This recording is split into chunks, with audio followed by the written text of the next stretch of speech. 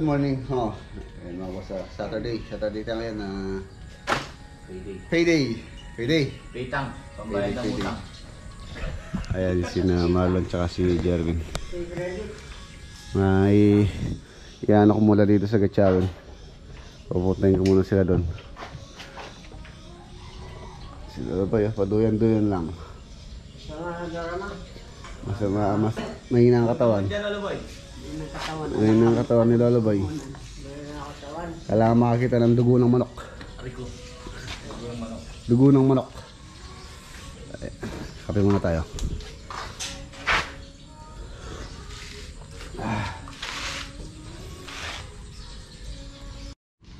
Kahapon galing tayo ng Magalang, Arayat, Pangasinan, Tarlac. So ngayon si Bayo na pupunta sa Pangasinan. Meron siyang bibiling materials din doon na dito bibilhin, dadalhin doon yung ceiling framing. Yan. Medyo mas mura po kasi rito compare doon, kaya dito ko po pinabibili yung kadalasang materials. Update tayo dito sa farm muna bago tayo umalis. Ayan, pakainin ko muna yung alagang isda. Shoutout din kay Tatay Rom at saka kay Nanay. Itong talong ni Lolo Boy medyo ano na po siya, palaos na. Nung isang araw nga pinutol ko yung ilang piraso rito. Ayan, pinrim ko para magano sila, tumubo ulit, magbunga. Ito kasing parang wala na, bumubunga man siya, hindi na ganon kalaki tulad ng dati na malaki. Tulad yan, yung bunga niya maliliit na lang po yung naging bunga niya. So subukan kong i-pruning ba yung tawag doon, ikatingin, tapos hayaang tumubo ulit kung saan parang bagong tubo siya, bubunga. Tingnan natin kung bubunga na malaki. Pagka wala na talaga, so papatanggal ko na to. Tanggalan natin yung talong. Ay! Sabi ko, pumanok na to, namamalo or inaano tayo, sinasabong tayo. Pagka dumadaan ako dyan, lagi akong tinutuka. Ayan, mamaya pala mayroong tayong pupuntahan dito sa Nabisia. Ayun, hito. Ito pong mga hito rito malalaki na. Hito, tilapia, dalag, gurami. Yan, meron po dito. Halos sa halo-halo yung isda rito. Hindi naman po yan, pang gamit lang dito. Pagka gusto namin umulam ng hito, instant, huhuli lang tayo dyan. Meron na tayong ulam. Ayun yung mga tilapia ang nahuli natin dito. Tapos pinakawalan ko dyan yung mga maliliit para lumaki din. Ayun ang mga hito. Ayun sila ayun mga lalaki siguro mga 3 piraso 1 kilo niyan. Tapos meron pa pong dyan din, dalag na malaki. Tapos hito na oversize din meron pa dyan. Tilapia meron din Tapos yan, mga alaga dito, manok. Ayun, pangamnuli din naman yung manok na alaga dito, pangkatay. Meron tayong bisitang gustong kumain ng manok na native. So meron tayong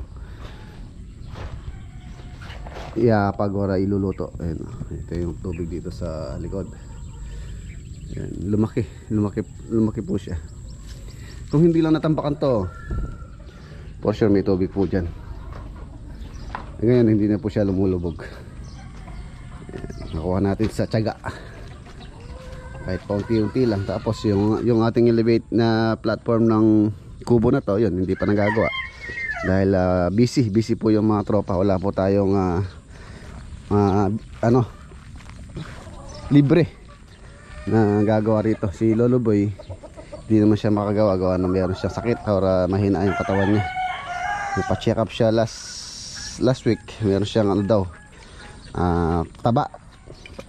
Ano daw siya, meron siyang taba sa puso ba. Bawal sa kanya yung mamantikang pagkain.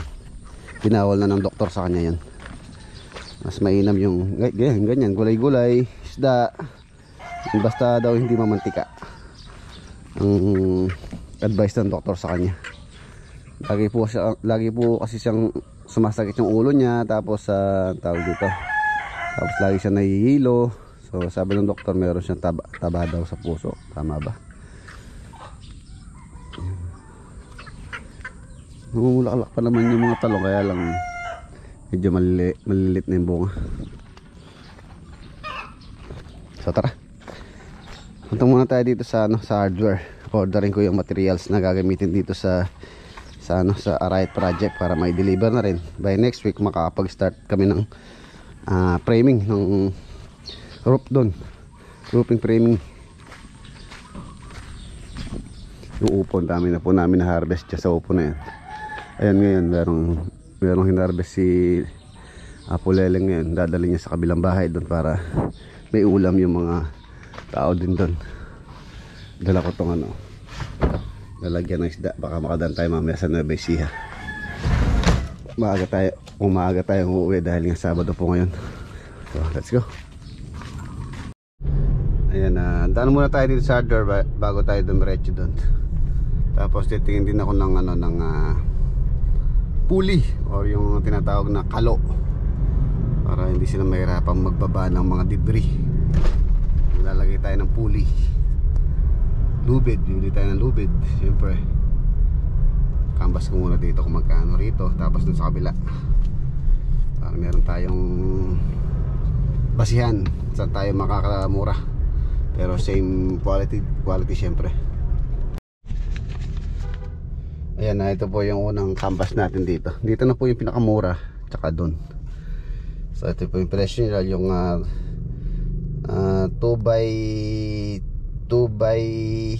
4x4 na square tube na 2.0, 1,550 ang presyo nya. Tapos dalawang peraso, pero kulang po ito, gagawin ko 5 peraso na to. Tapos 24 pieces na 2x6, 1-2 isa 2.0. Tapos 53 pieces na 2x2, ay 2x6 o 2x6 tama. Tapos 53 pieces na 2x2, 1.5, 470. Tapos si Parlins 2x4, 1.5, 400. Angle bar 350, welding rod 76 per kilo, 380 yung box, 66,190. So doon naman tayo sa kabila. Tingnan natin kung saan mas mura. Hindi ko muna pakikita to. Siyempre pagka pinakita ko to, malamang tingnan ko muna yung sa kanila, tapos pagka mas mahal yung sa kanila, saan natin ipapakita to kung mas mura pa sa kanila, tapos kung saan mabilis may deliver, kung may deliver ngayon dito tapos sa same price din. So dito na tayo kukuha, siyempre mas mabilis sila. Isa doon na kung ganun din yung presyo pero hindi nila may deliver ngayon, so dito tayo sa mabilis mag-deliver. So let's go. Yan, nandito naman tayo sa Maraming Swerte or Lucky More. Nasaan yung stock? Tara, ambas tayo dito.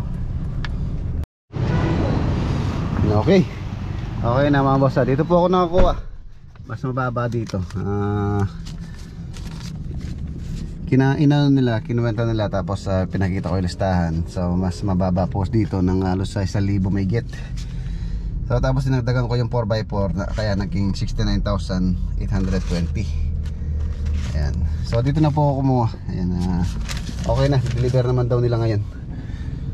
So hintayin na lang natin doon. Wala silang dito, wala po silang kalo or pulley. Titingnan ko dito sa dito sa mga hardware na iba rito. Let's go, punta na tayo doon. Tapos mamaya baka tingnan natin kung makapunta tayo sa Magalang, kung di tayo maubusan ng oras or kakayanin ng oras natin. Sabado po ngayon, Saturday syempre payday. So let's go. Ayan, nakabili na tayo ng pulley tsaka lubid. Lubid, tapos pulley, halo. Tapos nakabili na rin ako ng merienday namin doon, toron. Toron. Let's go na.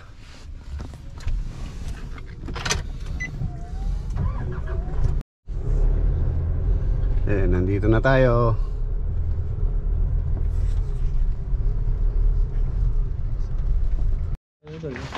Ayan, sinira nyo na. Masail ako. Yaman. Mabasa. Ano yung lumpia, oh. Medyo mahirap tanggalin yung mortar. Kailangan tanggalin yun. Hindi pwedeng hindi tanggalin. Magano tayo. Waterproofing.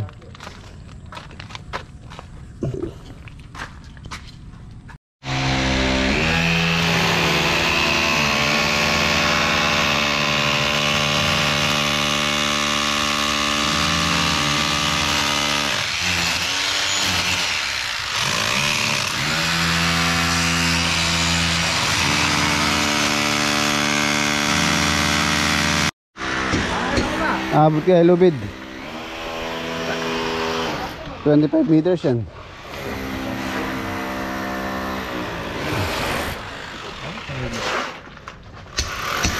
Ito na yung original na slab.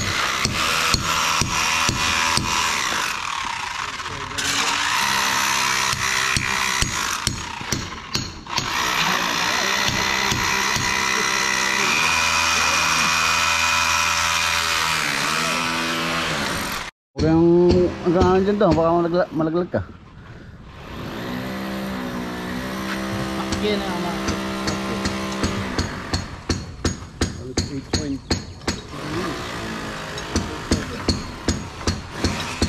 Para mabilis po yung pagbaba nitong mga debris. Ito lang namin yan. Sa baba. Tapos ay timba na mo. Tapos kain na no. Timba na lang. Bulos na ka rin, bulos. O doon na sa daan sa kalsada. Kanya kay Cartillo. Amo yan, 25 meters yan. Abang, sagad niya pala rin boy. Oo, sagad niya. Dami pa niya, no? Ay, 8.8 meters. 8.8.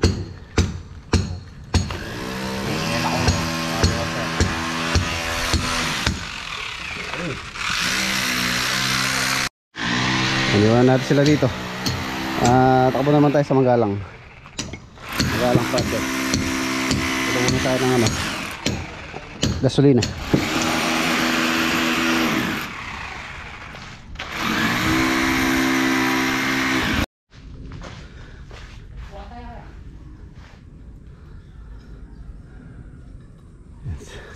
Tabayan niyo yung deliver dong, no? Deliver ngayon yung materials. Isa na lang po yung mag-receive, no? Kailangan natin magpunta sa Magalang project. Ayan, nandito na tayo. Buti doon na tinali yung kalabaw. Yung kalabaw, kahapon na checkpoint tayo ni Carabao. Ayan, no?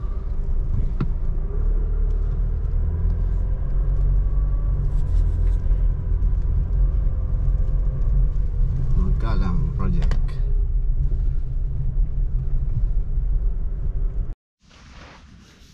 Ayan, no?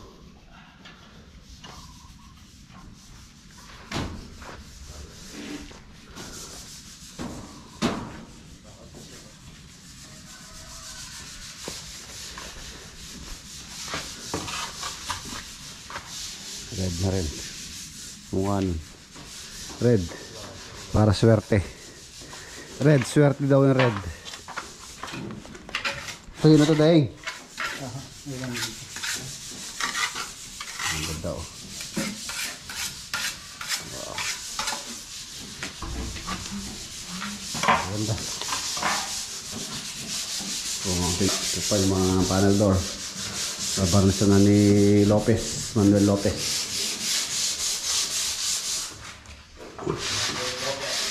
Manuel Lopez. Silipin natin yung kitchen extension dito sa likod. Ayun. Okay, ilaw din to.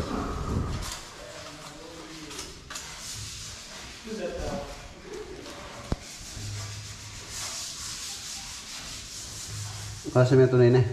No. Faucet.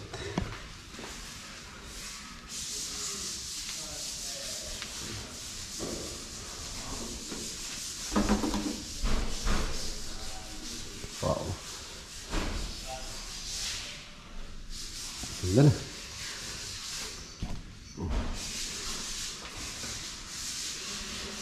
Ayos. Itong dito, hindi pa masyadong marami itong filter. Ibig sabihin, maganda yung tubig dito. Yung sa San Simon na medyo pangit ko yung tubig doon. Buti, i-filter na yung nalagay namin doon. Ito, medyo matagal na rin po ito eh. Halos sa ginagamit din naman nila na everyday ito. Hindi ganun karami.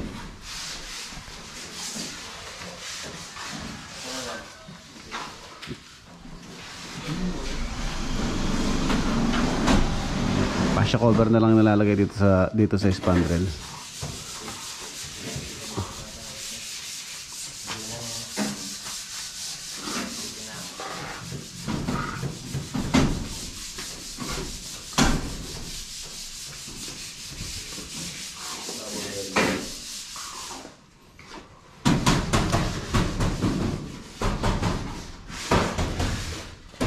Next week, may ilagay na rin yung mga dito, mga bintana.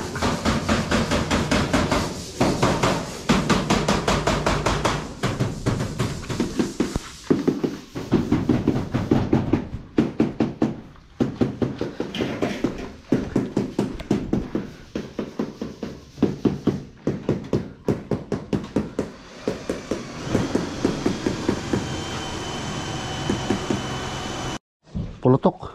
Alam ko saan mo binili yan, doon sa kanto doon. Ayun o, kamukha o. Magkapatid, boss. Oh. Oh. Ay, liwala. Kulay. Bahay pa yan. Kapampangan yung sa akin, boss, ah.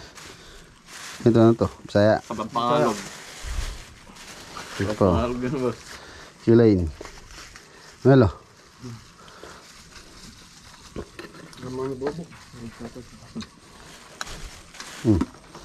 Mel.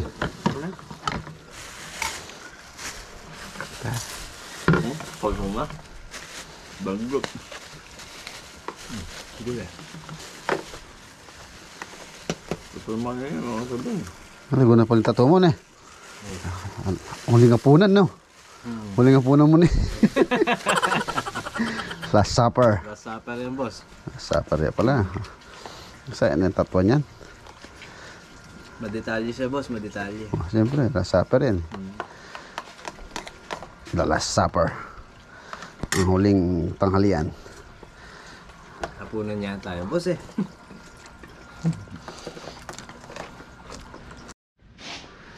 Eh, ano, ang ganda na. Woodlock.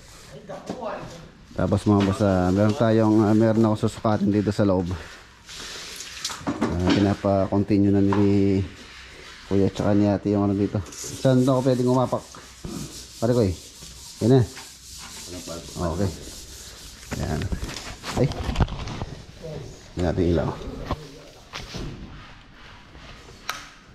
Yun o. Ganda o. Oh. Ilaw. Malaki pong ilaw to pero yun nga, individual naman siya. Ayan, kung gusto mo yun lang, pwede naman. Kung gusto mo mas medyo maluwanag, dagdagan natin. Tapos yung center light. Ayan. Parang gusto ko yung warm white, yung ano, fog light. Ayan. So, dito, susukat po ako. Ito, pinapa-continue na nila at ito. Saka yung hanging cabinet po dyan. So, susukatin natin ngayon para sa quotation. Tapos dito, ayan, nagkapalagay na ng TV console dito. TV console, continuation itong cabinet, yung kitchen cabinet. So, susukat muna tayo. Okay na. Ay, dilim. Ang dilim. Ay, pare. Ayan ako.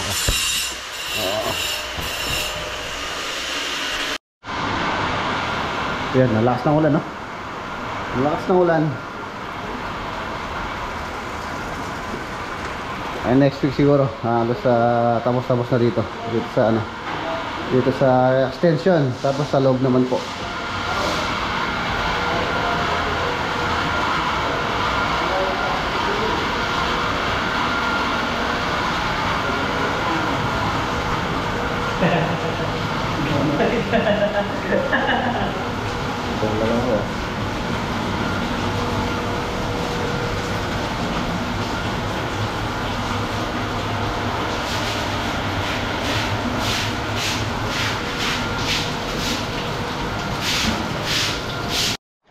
And let's go.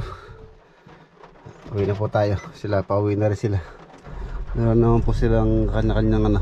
Meron silang kanya-kanyang sakyan. Single, tapos yung iba nakakolong. Patigil na rin yung ulan. So tayo, diretso tayo ng ano, bilihan ng punla. Nagpapabili si Kuya Jay ng gulay.